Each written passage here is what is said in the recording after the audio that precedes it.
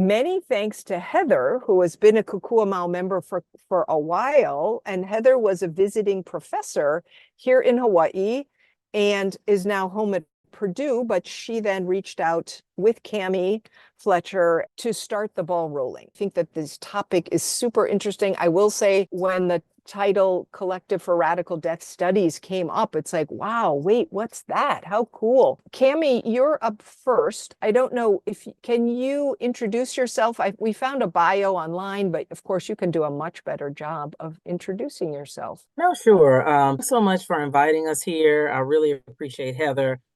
She just joined our board, the Collective for Radical Death Studies, back in September, kind of late summer. And folks have their passion projects. And this was one of not only her passion project, but this was a skill set. This was a kind of a networking opportunity that she already knew about, that she thought, you know, the CRDS could benefit from. So I'm the president and co-founder. We were founded around 2018, 2019. I'm a historian by trade, a university history professor. I'm leaving one position, thankfully, and I'm headed to Goucher College, associate professor of African diasporic studies. So I'll be teaching really all things Africana, so continental Africa, the African diaspora, classes on oral history. The university sits on a plantation and they're dealing with it. I'm excited to do that research, that communal research, and see how we can get a pathway to restorative justice. And so that leads right into the work that I do on death. I use death, whether it's historical burial grounds where Black folks and African Americans are buried, to looking at late 19th, early 20th century Black women and men undertakers, to contemporary death material culture. So rest in peace t-shirts, funeral programs, all of this to research and write about the Black world. And so CRDS, then, our mission is to decolonize death studies. So decentering whiteness and radicalizing death practice, putting BIPOC voices and BIPOC death practices at the center of analysis. Well, no. We gotta wait. We gotta wait afterwards. Thank you, baby. So that's what we do as an organization. We're all about education, everything that we do. And we use death also a lens for activism, social justice. So it's a collective of scholars, students, activists, artists, practitioners, you know, folks that really want to do social justice work, right? We really challenge the idea that death is the great equalizer. When you look at how Black and brown folks are dying, when you look at colonization and genocide, right? So we really challenge that. And so when Heather reached out, when we were talking about, well, not reached out, but in our conversations at our meetings, and we were talking about, you know, on this side, we have Asian American Pacific Islander Month. And I'll be the first to tell folks that these heritage months that we have in the continental US are problematic, but without them is even worse. And I'm leaving a college where these folks didn't even celebrate Black History Month. There was no banner that says this college celebrates, you know, it wasn't even just lip service. So it's trust me, it's worse when you don't have it. And so CRDS wanted to just dovetail on that, you know, so we are in April and May, we are centering folks in the Asian diasporas, right? And that also absolutely includes Hawaii. And so in doing so, yeah, we're excited to have a talk by you all, you know, just putting you in conversation, because so much about learning about people or learning about these deathways is learning about culture and learning about these people, and it's bringing awareness, right? And so we don't want part of our mission is not this kind of multiculturalism where, oh, everybody has a culture or everybody has, foodways and let me just show you the types of things that people do. No, that's safe. That's comfortable. No. We want to look at people's culture and understand, well, why is it marginalized in the first place? Right? Why don't I know these things about these folks? Oh, maybe because of settler colonialism and they wiped this out or thought they wiped it out, right? And understanding resilience. So pretty much everything that we do is about educating people to really understand these issues. We had a really good two-part teach-in on Gaza and Palestine, where we had medical professionals, folks that were on the ground that were willing to come in and share their expertise. And we had a good 200 people on a Zoom call. Things are political, right? But when you boil down to it, you get folks who are experts, whether that's training or you've just been doing it forever. And that's really where we are, and that's what we do. Most people know us by our Rad Death Reads. This is something we started pretty much as long as we've been an organization, where it's not just a book club, but we think about these topics. They either come from folks who subscribe to us wanting to know more about it, or we come together and think through this. And it's a month long every Sunday for 2 hours. These facilitators have put together a PowerPoint, they put together reading materials, they've put together, right, these kind of micro syllabi is what we call it. People sign up. They sign up. It's $40, $50 for the whole month for all of this, and you're able to just sit. It's not recorded, and just have an honest conversation about these topics. In February, celebrating Black History Month, I led it. It's centered motherhood mortality, Black motherhood mortality. Some people hadn't even heard about the issue, that it's dangerous for Black women to try to have a baby anywhere in the hospital, particularly, right? You could die. What is that? What's going on there? So pulling out and thinking about the history of Black women here and what does that mean? And so we're going to have one in April now, where it really centers artists and decolonizing death that way. So we're really known for that. And then we have a Rad Death Travels, our second one that's coming up in 2026. We've just unveiled it in Benin and Togo, West Africa. And so centering that is really decolonial work, because the folks love you too, sweetie. My rings? Hold on, let me tell them about Rad Death Travels. Wait a second. Yeah, we got two of the same. Okay. But back to Benin and Togo. So what's better than, decolonizing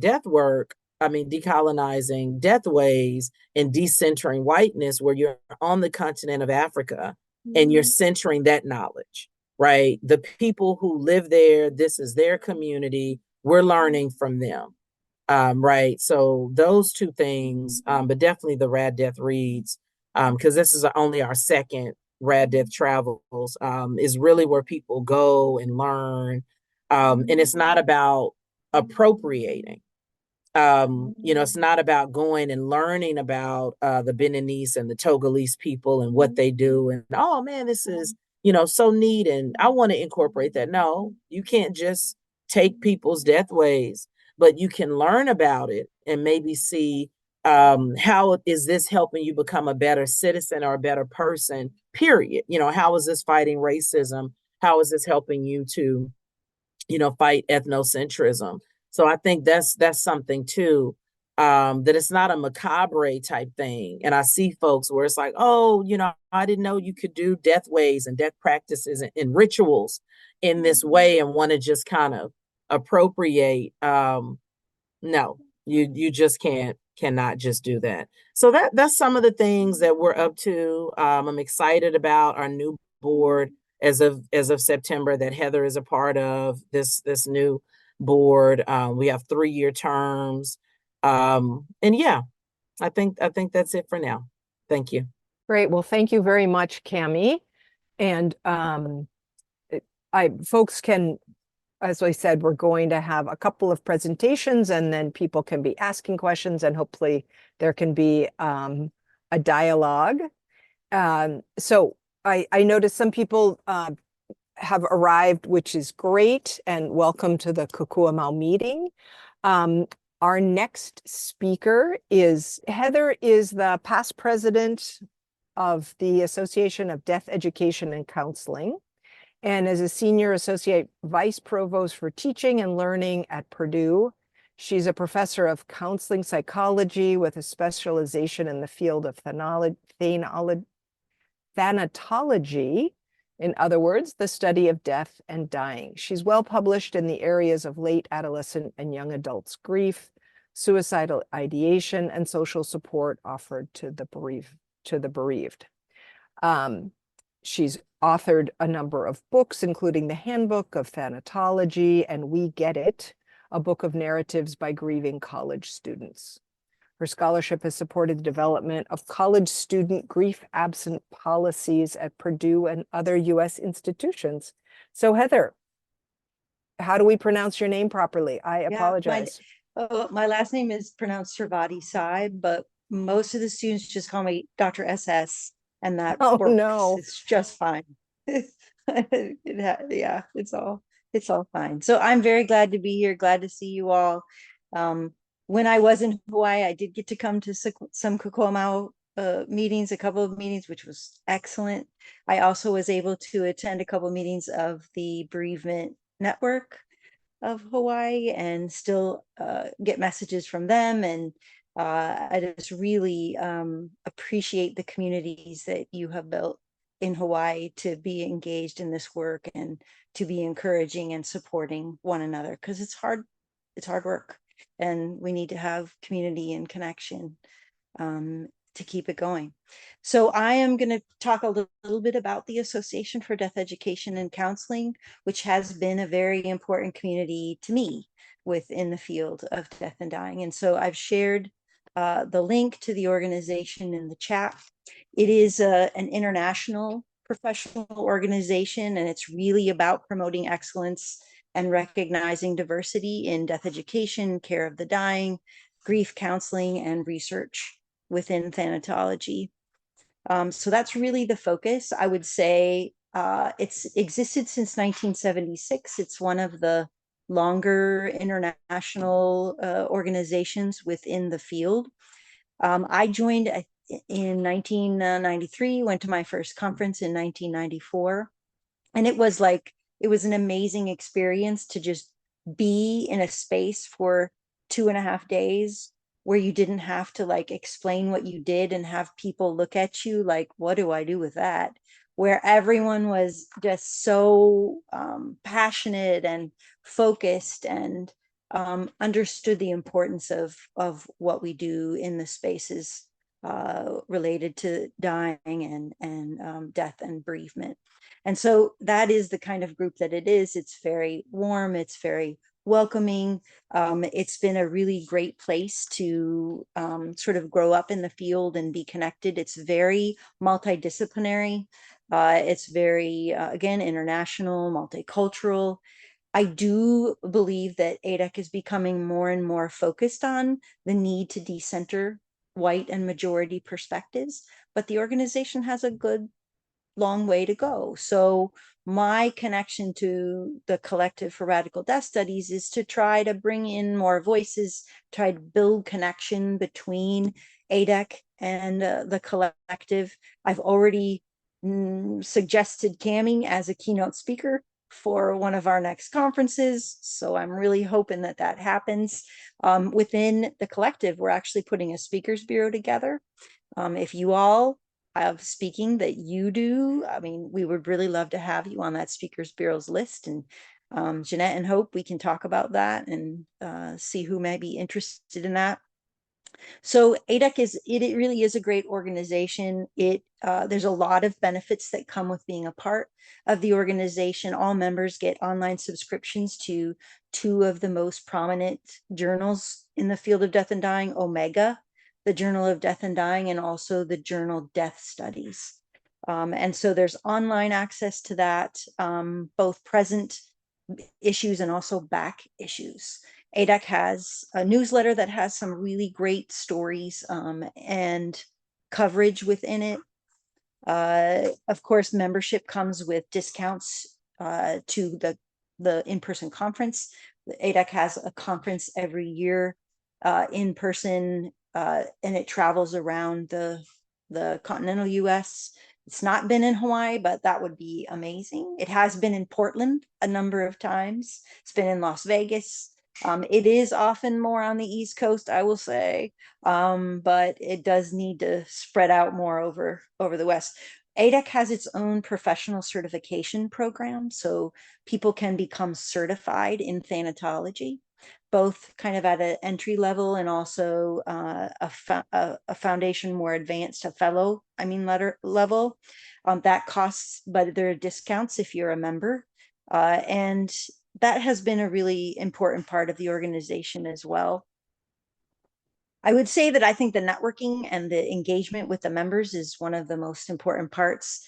There are free webinars that ADEC does every month. Those vary in terms of the topics that are covered.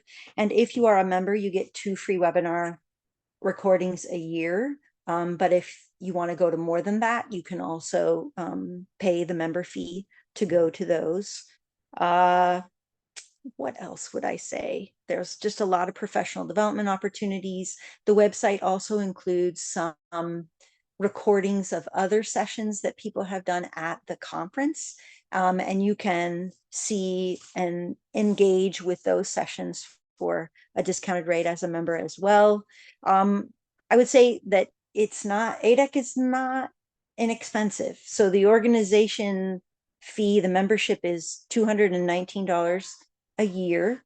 But it does come again with the things that I shared. Another interesting thing might be there's a student membership that is less. It's $99 a year. There's a new professional membership for those who have only been in the field for 1 year. There's a senior membership that's $99 a year. And then there's an institutional membership where an organization can get a membership for $479, and then the institution gets listed on the ADEC website, and then 2 individuals get most of the benefits for that. And then like some of the things like the webinars, if you get a webinar, you can have like many people you want in the room watching that webinar. There's no limit to the number of people who can do that.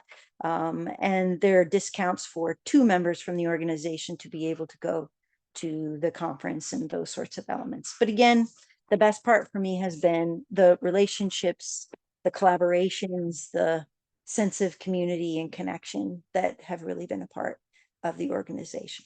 So that is what I would want to say, and I would rather shift to Noelani and hear what she has to say. But if people are interested in learning any more about ADEC, I would be glad to share, meet with you individually, talk more about what it's about. So thank you for letting me share. Great. Well, thank you, Heather,